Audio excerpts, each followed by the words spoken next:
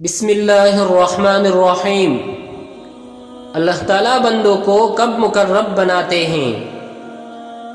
حضرت سیدنا موسیٰ علیہ السلام کا ایک واقعہ مولانا رومی رحمۃ اللہ علیہ نے لکھا ہے کہ آپ پر اللہ کی وحی آئی کہ اے موسیٰ، ہم نے تم کو اپنا مقرب بنا لیا ہے اور تم کو اپنے لیے چن لیا ہے۔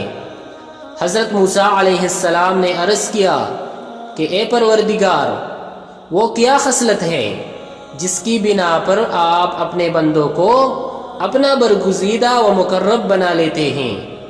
اللہ تعالیٰ کی جانب سے اس کا جواب ارشاد ہوا، یعنی مجھے اپنے بندے کی یہ بات اور ادا بہت پسند ہے کہ وہ مجھ سے وہ معاملہ کرے جو ایک چھوٹا بچہ اپنی ماں کے ساتھ اس وقت کرتا ہے جب اس کی ماں اس پر غصہ ہوتی ہے۔